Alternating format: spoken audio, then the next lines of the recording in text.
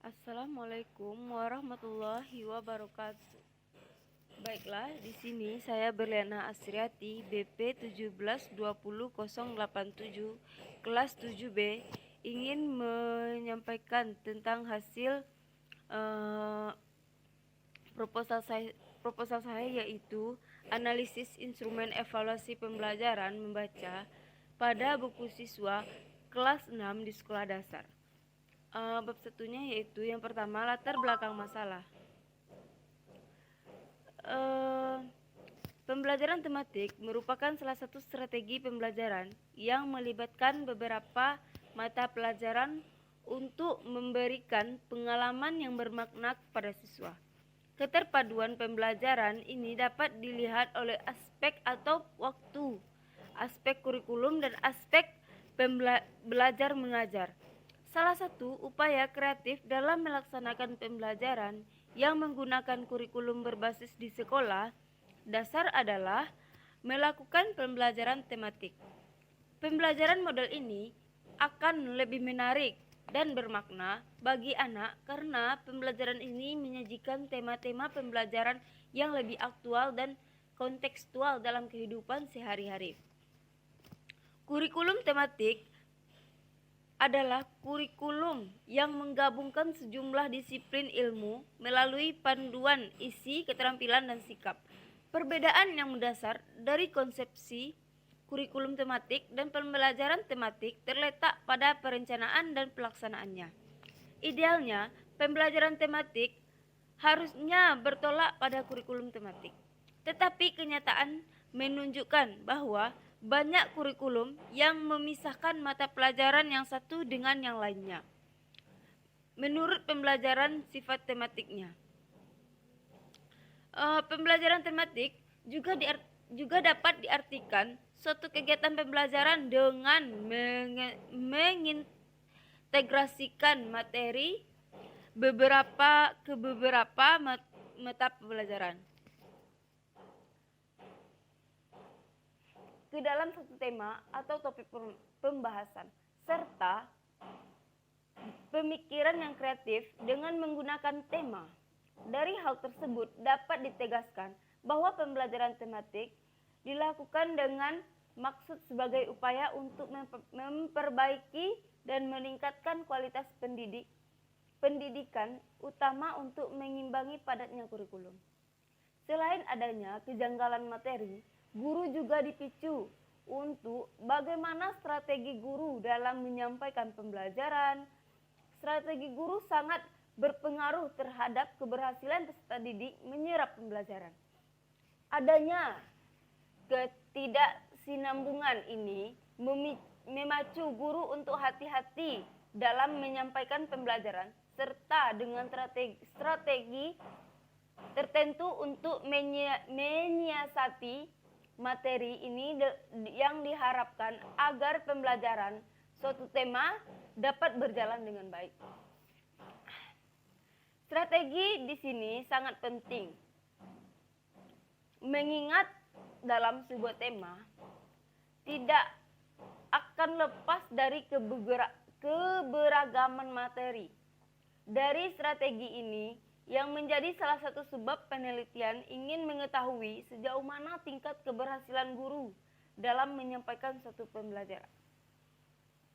Keberhasilan pencapaian tujuan pembelajaran dapat dilihat dari hasil belajar peserta didik. Hasil belajar peserta didik tersebut diperoleh proses pembelajaran berlangsung. Kegiatan proses pembelajaran akan mempengaruhi baik buruknya terhadap hasil belajar peserta didik. Apabila proyek pembelajaran tidak berjalan dengan baik, maka akan sangat berpengaruh terhadap pencapaian keberhasilan tujuan pembelajaran. Sedangkan salah satu faktor penting untuk efektivitas pembelajaran adalah faktor evaluasi, baik terhadap proses maupun hasil pembelajaran. Evaluasi menempati proses yang sangat strategis dalam proses pembelajaran. Sedemikian penting evaluasi ini, sehingga tidak ada satupun usaha untuk memperbaiki mutu pembelajaran yang dapat dilakukan dengan baik tanpa disertai langkah evaluasi. Yang kedua yaitu rumusan masalah. Berdasarkan latar belakang di atas, maka dapat ditarik rumusan masalah. Yang pertama yaitu bagaimana guru merancang pembelajaran di buku siswa kelas 6 dengan menggunakan kurikulum 2013 di SD 16 Lubuk Begalung, Pesisir Selatan.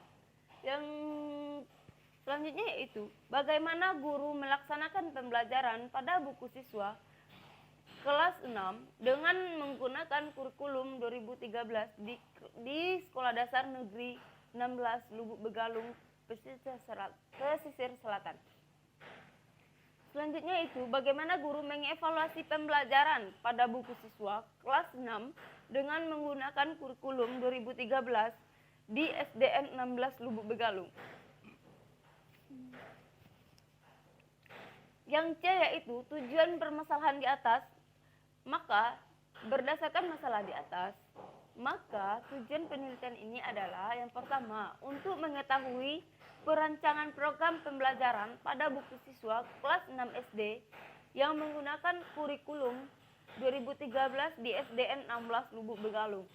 Yang kedua yaitu mengetahui pelaksanaan pembelajaran pada buku siswa kelas 6 dengan menggunakan kurikulum 2013 di SDN 16 Lubuk Begalung. Yang ketiga, untuk mengetahui pelaksanaan evaluasi pembelajaran pada buku siswa kelas 6 dengan menggunakan kurikulum 2013 di SDN 16 Lubuk Begalung. Yang D yaitu manfaat. Hasil penelitian ini diharapkan dapat memberikan manfaat bagi guru, khususnya guru tema, dan memberikan informasi yang efektif dalam menyampaikan bagaimana cara membaca teks bacaan yang terdapat pada buku siswa yang dirasa masih baru bagi peserta didik. Selain itu, guru juga dapat mengetahui kesulitan yang dihadapi oleh peserta didik. Yang pertama yaitu manfaat teoritis. Pengembangan ilmu pengetahuan sebagai bekal bagi guru sehingga dapat mengatasi masalah yang terjadi pada proses pembelajaran, khususnya materi pembelajaran tematik, demi meningkatkan mutu pendidikan yang baik. Yang kedua yaitu manfaat praktis. Yang pertama bagi peserta didik. Manfaat bagi peserta didik adalah memberikan resolusi baru dan melakukan interaksi pembelajaran sesuai dengan kondisi mereka sekarang, serta memberikan sebuah motivasi baru untuk meningkatkan minat dan hasil belajar peserta didik pada mata pelajaran tematik. Yang kedua yaitu bagi guru. Manfaatnya bagi guru yaitu meningkatkan profesionalisme guru dalam melangsungkan proses evaluasi serta monitoring perkembangan peserta didik dengan efektif dan efisien. Yang ketiga yaitu bagi sekolah. Sedangkan manfaatnya bagi sekolah yaitu memberikan sebuah resolusi baru dalam mengetahui sejauh mana efektivitas mata pembelajaran tematik melalui proses evaluasi serta mampu meningkatkan produktif akademik maupun non-akademik. Baiklah, selanjutnya kita masuk pada bab 2. Yang mana pertama yaitu pengertian evaluasi. Evaluasi berasal dari kata evaluation, yang berarti suatu upaya untuk mengetahui nilai atau jumlah kata yang terkandung di dalam definisi tersebut, ataupun menunjukkan bahwa kegiatan evaluasi harus dilakukan secara hati-hati, bertanggung jawab, menggunakan strategi dan dipertanggungan jawabkan. Evaluasi dilaksanakan untuk menyediakan informasi tentang baik atau buruknya proses dan hasil kegiatan. Evaluasi lebih luas ruang lingkupnya daripada penilaian, sedangkan penilaian lebih terfokus pada aspek tertentu saja yang merupakan bagian dari lingkup tersebut. Menurut Brinkenhoff dalam Widoyoko 2011 halaman 4 mengemukakan bahwa evaluasi merupakan proses yang menentukan sejauh mana tujuan pendidikan dapat dicapai. Dalam pelaksanaan evaluasi ada 7 elemen yang harus dilakukan. Yang pertama yaitu penentuan fokus yang akan dievaluasi. Yang kedua, penyusunan desain evaluasi. Yang ketiga, mengumpulkan informasi. Yang keempat, analisis dan interpretasi informasi. Yang kelima, membuat laporan. Yang keenam, mengelola evaluasi. Yang ketujuh, evaluasi dan untuk evaluasi. Yang B yaitu model-model evaluasi. Beberapa model evaluasi digunakan untuk mengetahui seberapa jauh keberhasilan program yang dilakukan sehingga diperoleh langkah-langkah untuk melakukan perbaikan atau pengembangan. Model evaluasi merupakan desain untuk dikembangkan oleh para ahli evaluasi yang biasanya dinamakan dengan pembuatnya atau tahap evaluasi. Ada banyak model evaluasi yang dikembangkan oleh para ahli dalam mengevaluasi program pembelajaran yaitu sebagai berikut. Yang pertama yaitu formative summative evaluation. Model berbeda dengan model yang pertama dikembangkan model yang kedua. Ini ketika melaksanakan evaluasi, evaluator tidak dapat melepaskan diri dari tujuan. Tujuan formatif memang berbeda dengan tujuan evaluasi sumatif. Dengan demikian, model yang dikembangkan oleh Michel Scriven ini menunjukkan tentang apa, kapan, dan tujuan evaluasi tersebut dilaksanakan. Tujuan evaluasi formatif tersebut adalah mengetahui seberapa jauh program yang dirancang dapat berlangsung sekaligus mengidentifikasi hambatan. Tujuan evaluasi sumatif adalah untuk mengukur ketercapaian program. Yang kedua yaitu model evaluasi EKOP atau evaluasi kualitas and output pembelajaran. Model ini menggunakan pendekatan penilaian proses dan hasil. Penilaian proses pembelajaran dalam hal ini disebut dengan penilaian kualitas pembelajaran, sedangkan hasil pembelajaran dibatasi oleh penilaian output pembelajaran. Menurut Stuflebian dalam Widoyoko 2011 halaman 198 sampai 199 menyatakan model ini merupakan modifikasi dari tripartite evaluasi dan model CIPP. Selanjutnya yaitu evaluasi model CIPP. Model evaluasi ini merupakan model yang paling banyak dikenal dan diterapkan oleh evaluator.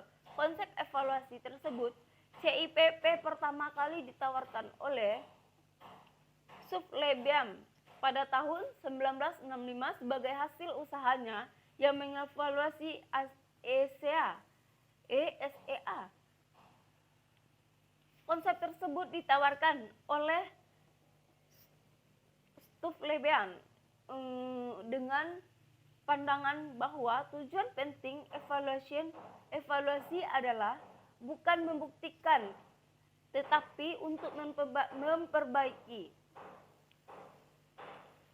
Keempat kata tersebut merupakan sasaran evaluasi yang tidak lain adalah komponen dari proses sebuah program kegiatan. Yang A yaitu evaluasi konteks.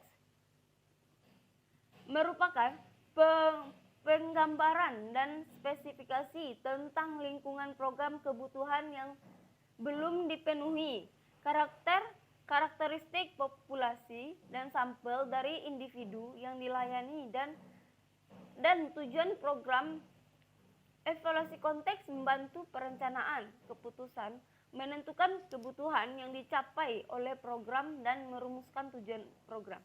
Yang kedua yaitu Evaluasi masukan. Membantu mengatur keputusan, menentukan sumber-sumber yang ada, alternatif, apa yang diambil, apa rencana dan strategi untuk mencapai tujuan, bagaimana prosedur kerja untuk mencapainya, informasi yang terkumpul selama tahap penilaian hendaknya digunakan untuk menentukan sumber dan strategi di dalam keterbatasan dan hambatan yang ada. Yang C yaitu evaluasi proses. Digunakan untuk mendeteksi atau memprediksi rancangan prosedur atau rancangan implementasi selama tahap implementasi, menyediakan informasi untuk keputusan program dan sebagai rekaman atau arsip prosedur yang telah terjadi. Yang D yaitu evaluasi produk atau hasil, merupakan penilaian yang dilakukan untuk mengukur keberhasilan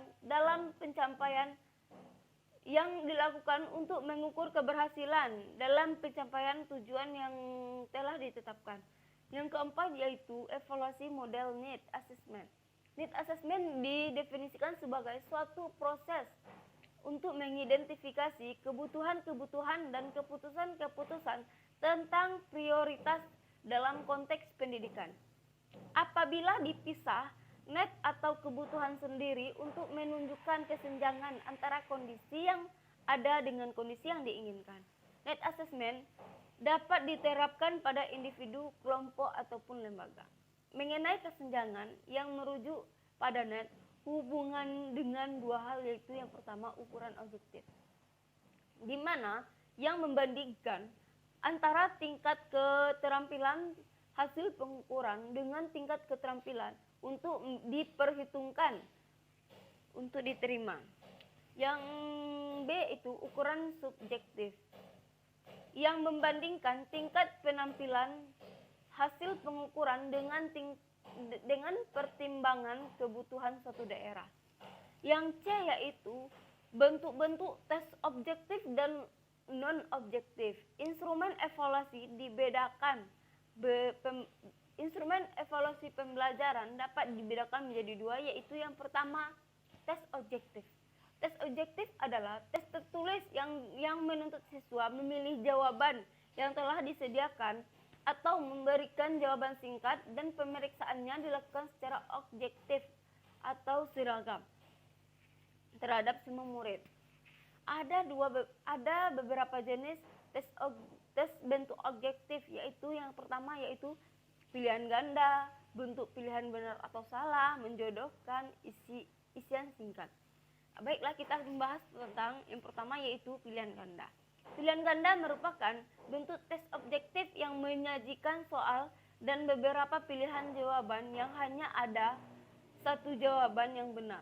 Tes pilihan ganda dapat diskor dengan mudah, cepat, dan memiliki objektivitas yang tinggi untuk mengukur tingkat kognitif peserta didik.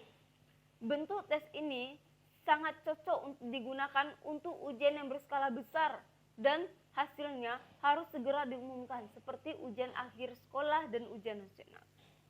Sebelum menyusun tes pilihan ganda, terdapat hal yang harus diperhatikan dalam menyusun tes pilihan ganda, yaitu yang pertama, adanya kesesuaian antara soal dan jawaban. Yang kedua, menyusun kalimat setiap soal harus jelas. Yang ketiga, bahasa yang digunakan mudah dipahami. Yang keempat, setiap soal harus mengandung satu masalah. Yang B yaitu pilihan benar atau salah. Bentuk tes benar atau salah adalah suatu soal yang mengandung dua kemungkinan jawaban, yaitu benar atau salah. Fungsi bentuk soal benar salah adalah untuk mengukur kemampuan peserta didik untuk membedakan antara fakta dengan pendapat agar soal dapat berfungsi dengan baik. Maka materi yang ditanyakan sebaiknya homogen dari segi isi. Bentuk soal ini kebanyakan digunakan untuk mengukur kemampuan mengidentifikasi informasi berdasarkan hubungan yang sederhana. Yang C yaitu menjodohkan tes. Menjodohkan yaitu bentuk tes yang terdiri atas kumpulan soal dan kumpulan jawaban yang keduanya dikumpulkan pada dua kolom yang berbeda, yaitu kolom pertanyaan sebelah kiri dan kolom jawabannya sebelah kanan.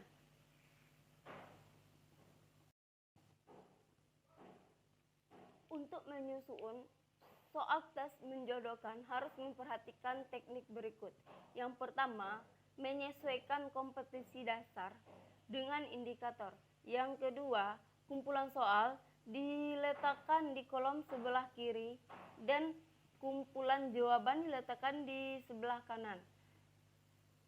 Untuk menggunakan kalimat singkat dan terarah pada pokok permasalahan. Yang D, isian singkat. Tes isian singkat adalah tes yang ditandai dengan adanya jawaban pada tempat kosong yang disediakan oleh guru untuk menulis jawabannya dengan singkat sesuai dengan petunjuk cara penyusunan tes isian singkat. Yaitu yang pertama, disusun sebaiknya tidak menggunakan soal yang terbuka sehingga siswa dapat menjawab dengan terurai. Yang kedua yaitu pertanyaan sebaiknya hanya mengandung satu alternatif jawaban. Yang ketiga yaitu titik kosong sebagai tempat jawaban hendaknya diletakkan pada akhir atau di tengah kalimat. Yang keempat yaitu dapat menggunakan gambar-gambar sehingga soal dapat dipersingkat dan jelas. Yang kedua yaitu tes non-objektif. Tes non-objektif atau disebut tes uraian yaitu tes yang pertanyaannya membutuhkan jawaban peserta didik untuk menguraikan, mengorganisasikan, dan menyatakan jawaban dengan kata-katanya sendiri dalam bentuk teknik dan gaya yang berbeda satu dengan yang lainnya. Bentuk uraian sering disebut dengan bentuk subjektif karena lebih melaksanakannya sering dipengaruhi oleh faktor subjektif guru. Tes ini cocok digunakan untuk bidang studi ilmu-ilmu sosial. Bentuk tes uraian dibagi menjadi dua, yaitu uraian terbatas dan bebas. Di mana uraian terbatas, peserta didik diberikan kebebasan untuk menjawab soal yang ditanyakan, namun arah jawabannya dibatasi sehingga kebebasan tersebut menjadi bebas dan terarah. Yang kedua yaitu uraian bebas. Peserta didik bebas untuk menjawab soal dengan cara sistematika sendiri. Bebas mengungkapkan pendapat sesuai dengan kemampuannya. Namun guru tetap harus mempunyai acuan atau patokan dalam mengoreksi jawaban peserta didik. Cara penyusunan tes non-objektif yaitu yang pertama, butir-butir soal. Tes uraian dapat mencakup materi yang telah diajarkan dan sesuai dengan indikator. Yang kedua, menyusun kalimat soal sebaiknya berlainan dengan kalimat yang ada pada buku, namun mengandung arti yang sama. Yang ketiga, kalimat soal disusun secara ringkas, padat, dan jelas sehingga mudah dipahami peserta didik. Yang keempat, menyusun jawaban yang dikehendaki pembuat soal atau guru untuk pedoman jawaban yang betul dan untuk mengurangi faktor subjektivitas. Dan yang kelima yaitu membuat pedoman dalam jawaban tes. Yang D yaitu bentuk-bentuk instrumen non-tes. Instrumen non-tes adalah instrumen selain tes prestasi belajar. Alat penilaian yang digunakan adalah lembaran pengamatan observasi seperti catatan harian, portofolio, life skill, dan instrumen tes sikap, minat, dan lainnya sebagainya meliputi yang pertama, tes skala sikap. Tes skala sikap adalah tes yang dilakukan secara sengaja ataupun tidak sengaja. Penilaian ini dilakukan guru terhadap peserta didik, bukan dilakukan ke dalam kegiatan belajar mengajar. Akan tetapi juga dilakukan di luar belajar mengajar. Yang kedua, tes minat belajar. Tes minat belajar adalah tes yang dilakukan oleh guru kepada peserta didik untuk meningkatkan minat peserta didik dalam mata pelajaran. Dikarenakan dengan adanya tes minat belajar, peserta didik akan sangat bersungguh-sungguh dalam belajar dan mampu membantu guru untuk bisa membuat peserta didik mampu memahami pembelajaran. Yang ketiga yaitu tes motivasi berprestasi. Tes ini adalah tes yang dilakukan oleh guru kepada peserta didik untuk mendorong motivasi peserta didik dalam belajar sehingga dapat memperoleh peserta prestasi lebih baik dari sebelumnya. Yang keempat yaitu tes kreativitas. Tes ini adalah tes yang dilakukan oleh guru kepada peserta didik untuk mengukur kreativitas peserta didik dalam belajar sehingga akan terlihat kemampuan saat melakukan tugas yang dilakukan oleh guru maupun saat bertingkah laku di dalam kelas. Yang kelima yaitu tes lisan. Tes lisan adalah tes yang dilakukan dengan cara mengadakan tanya jawab serta secara langsung terhadap peserta didik baik persatu, berpasangan, dalam kelompok ataupun klasikal. Aspek yang dapat dinilai dari tes ini yaitu proses berpikir peserta didik dalam memecahkan suatu masalah, menguasai menguasai bahasa, dan menguasai materi pembelajaran. Yang yaitu hakikat pembelajaran tematik. Yang pertama yaitu pengertian pembelajaran tematik. Pembelajaran tematik terpadu adalah pembelajaran terpadu yang menggunakan tema sebagai fokus utama pembelajaran tersebut, memberikan pengalaman bermakna pada siswa secara utuh. Menurut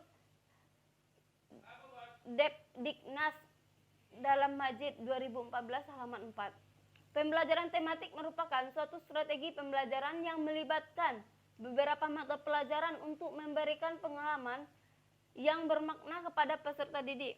Yang kedua yaitu karakteristik pembelajaran tematik terpadu.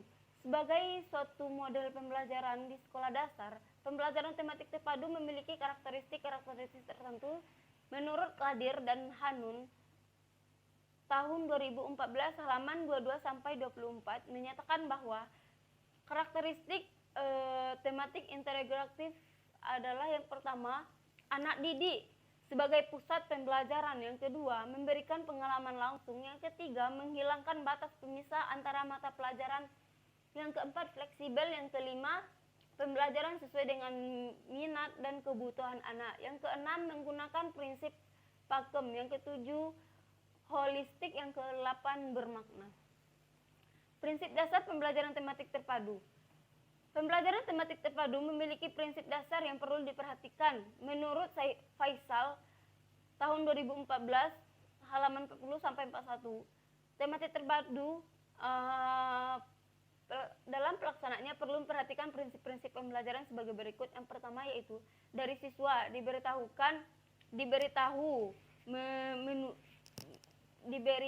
menuju siswa mencari tahu. Dalam proses pembelajaran, siswa dilatih lebih mandiri karena tidak lagi berpusat pada guru, melainkan berpusat pada siswa yang lebih aktif dalam pembelajarannya. Yang kedua yaitu guru tidak lagi satu-satunya sumber belajar, tapi siswa lebih bisa mengetahui dari lingkungannya. Yang ketiga yaitu dari pendekatan tekstual menuju proses sebagai penguatan penggunaan pendekatan ilmiah. Yang keempat yaitu dari pembelajaran berbasis konten menuju pembelajaran berbasis kompetisi. Yang kelima yaitu dari pembelajaran parsial menuju pembelajaran terpadu. Dari pembelajaran yang menekankan jawaban tunggal menuju pembelajaran dengan jawaban yang terbuka. Keunggulan pembelajaran tematik terpadu menurut Majid tahun 2014 yaitu yang pertama, pengalaman dan kegiatan belajar siswa akan selalu relevan dengan tingkat perkembangan anak. Yang kedua yaitu kegiatan yang dipilih dapat sesuai dengan minat dan kebutuhan siswa. Yang ketiga yaitu seluruh kegiatan belajar lebih bermakna bagi siswa sehingga hasil belajar akan dapat bertahan lebih lama. Yang keempat yaitu pembelajaran terpadu menumbuhkan kembangkan keterampilan berpikir dan sosial siswa. Yang kelima yaitu pembelajaran terpadu menyajikan kegiatan yang bersifat pragmatis dengan permasalahan yang sering ditemui dalam kehidupan atau lingkungan real siswa. Selanjutnya yaitu jika pembelajaran terpadu dirancang secara bersama dapat meningkatkan kerjasama antara guru bidang kajian terkait guru dengan siswa dan siswa atau siswa dan guru dengan narasumber sehingga belajar lebih menyenangkan. Belajar dalam situasi nyata dan dalam konteks yang lebih bermakna. Selanjutnya itu bab 3 ya, bab terakhir. Guna menghasilkan instrumen tes yang berkualitas, maka penelitian menggunakan model penelitian instrumen. Pengembangan. Proses pengembangan yang dilakukan mengacu pada prosedur pengembangan instrumen tes yang ditemukan oleh Widodo tahun 2012 halaman 88 menyatakan bahwa terdapat 9 langkah-langkah yang dilakukan dalam mengembangkan tes hasil belajar, yaitu yang pertama menyusun spesifikasi tes, yang kedua menulis soal tes, yang ketiga menelaah soal tes, yang keempat melakukan uji coba tes, yang kelima menganalisis butir-butir soal tes, yang keenam memperbaiki tes, yang ketujuh merakit tes, yang ke-8 melaksanakan tes, yang ke-9 menafsirkan hasil tes. Ke-9 langkah tersebut dibedakan menjadi 2 tahap, yaitu perancangan dan tahap uji. Subjek dalam ujian instrumen ini adalah siswa kelas 6 UPT SD 16 Lubuk Begalung, Pesisir Selatan. Siswa kelas 6 UPT SD 16 Lubuk Begalung memiliki 2 kelas, yaitu kelas 6A dan kelas 6B. Karena seluruh individu yang menjadi anggota populasi memiliki peluang yang sama untuk dijadikan sampel, maka penentuan sampel dilakukan dengan cara pengambilan acak sederhana. Yang A yaitu jenis dan pendekatan penelitian. Penelitian ini menggunakan studi evaluasi deskriptif dengan pendekatan kualitatif. Penelitian evaluatif merupakan suatu desain dan prosedur evaluasi yang dalam mengumpulkan dan menganalisis data secara sistematis untuk menentukan nilai atau manfaat dari suatu praktik atau pendidikan yang didasarkan pada hasil atas pengukuran atau pengumpulan data dengan menggunakan standar atau kriteria tertentu yang digunakan secara absolut ataupun kreatif. Praktik pendidikan dapat berupa program kurikulum pembelajaran, kebijakan, regulasi administratif, manajemen, struktur organisasi, produk pendidikan ataupun sumber daya penunjangnya. Model evaluasi yang digunakan adalah model STACK. Pada proses model STACK menekankan pada adanya dilaksanakan 2 hal pokok, yaitu yang pertama deskripsi, yang kedua yaitu pertimbangan, serta membedakan adanya 3 tahap dalam evaluasi, yaitu yang pertama antesenden, yang kedua transaksi, yang ketiga keluaran. Baiklah, mungkin itu saja yang dapat saya sampaikan. Saya ucapkan terima kasih. Assalamualaikum warahmatullahi wabarakatuh.